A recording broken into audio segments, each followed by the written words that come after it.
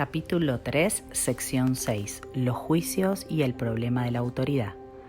Hemos hablado ya del juicio final, aunque no en gran detalle. Después del juicio final no habrá ningún otro. Dicho juicio es simbólico porque más allá de la percepción no hay juicios. Cuando la Biblia dice no juzguéis y no seréis juzgados, lo que quiere decir es que si juzgas la realidad de otros no podrás evitar juzgar la tuya propia. La decisión de juzgar en vez de conocer es lo que nos hace perder la paz. Juzgar es el proceso en el que se basa la percepción, pero no el conocimiento.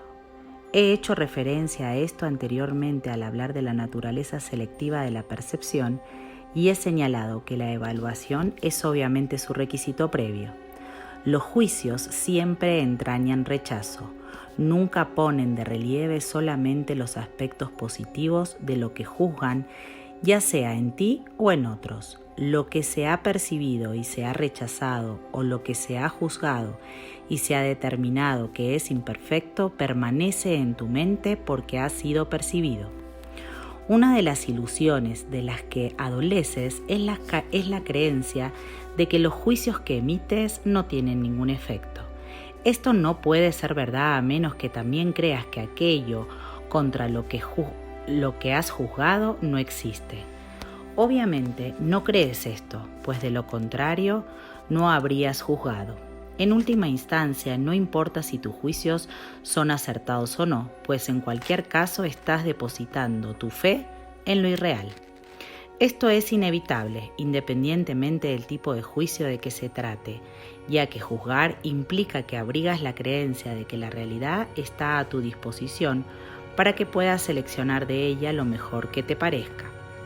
No tienes idea del tremendo alivio y de la profunda paz que resultan de estar con tus hermanos o contigo mismo sin emitir juicios de ninguna clase. Cuando reconozcas lo que eres y lo que tus hermanos son, te darás cuenta de que juzgarlos de cualquier forma que sea no tiene sentido. De hecho, pierdes el significado de lo que ellos son precisamente porque lo juzgas. Toda incertidumbre procede de la creencia de que es imprescindible juzgar. No tienes que juzgar para organizar tu vida y definitivamente no tienes que hacerlo para organizarte a ti mismo. En presencia del conocimiento, todo juicio queda automáticamente suspendido, y este es el proceso que le permite al conocimiento reemplazar la percepción.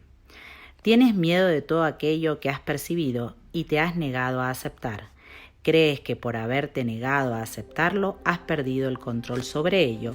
Por eso es por lo que lo ves en pesadillas disfrazado bajo apariencias agradables en lo que parecen ser tus sueños más felices. Nada que te hayas negado a aceptar puede ser llevado a la conciencia. De por sí no es peligroso, pero tú has hecho que a ti te parezca que lo es. Cuando te sientes cansado es porque te has juzgado a ti mismo como capaz de estar cansado. Cuando te ríes de alguien es porque has juzgado a esa persona como alguien que no vale nada. Cuando te ríes de ti mismo, no puedes por menos que reírte de los demás, aunque solo sea porque no puedes tolerar la idea de ser menos que ellos. Todo esto hace que te sientas cansado, ya que es algo básicamente descorazonador. No eres realmente capaz de estar cansado, pero eres muy capaz de agotarte a ti mismo. La fatiga que produce el juzgar continuamente es algo realmente intolerable. Es curioso que una habilidad tan debilitante goce de tanta popularidad. No obstante, si deseas ser el autor de la realidad, te empeñarás en aferrarte a los juicios. También les tenderás miedo y creerás que algún día serán usados contra ti. Sin embargo, esta creencia solo puede existir en la medida en que creas en la eficacia de los juicios como un arma para defender tu propia autoridad. Dios ofrece únicamente misericordia. Tus palabras deben reflejar solo misericordia, porque eso es lo que has recibido y eso es lo que deberías dar. La justicia es un expediente temporal o un intento de enseñarte el significado de la misericordia. es juzgadora únicamente porque tú eres capaz de cometer injusticias. He hablado de distintos síntomas y a ese nivel la variedad de los mismos es casi infinita. Todos ellos tienen, no obstante, una sola causa, el problema de la autoridad. Esta es la raíz de todo mal. Cada síntoma que el ego inventa es una contradicción debido a que la mente está dividida entre el ego y el Espíritu Santo, de tal modo que cualquier cosa que el ego haga es parcial y contradictoria. Esta posición insostenible es el resultado del problema de la autoridad, que al aceptar como premisa el único pensamiento inconcebible solo puede producir ideas que a su vez son inconcebibles. El problema de la autoridad es que en realidad una cuestión de autoría. Cuando tienes un problema de autoridad es siempre porque crees ser tu propio autor y proyectas ese engaño sobre los demás. Percibes entonces la situación como una en que los demás están literalmente luchando contigo para arrebatarte tu autoría. Este es el error fundamental de todos aquellos que creen haber usurpado el poder de Dios. Esta creencia les resulta aterradora, pero a Dios ni siquiera le inquieta.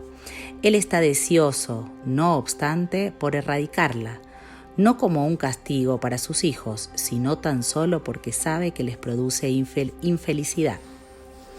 Las creaciones de Dios disponen de la verdadera autoría, mas tú prefieres permanecer anónimo cuando eliges separarte de tu autor.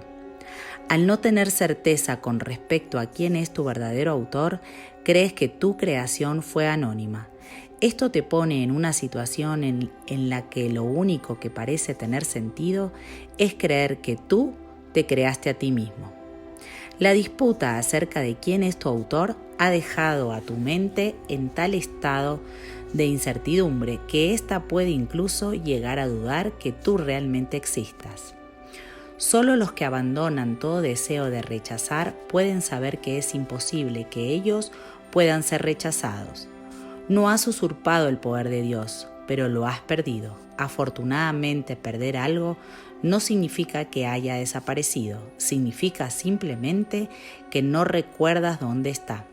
Su existencia no depende de que puedas identificarlo o incluso localizarlo.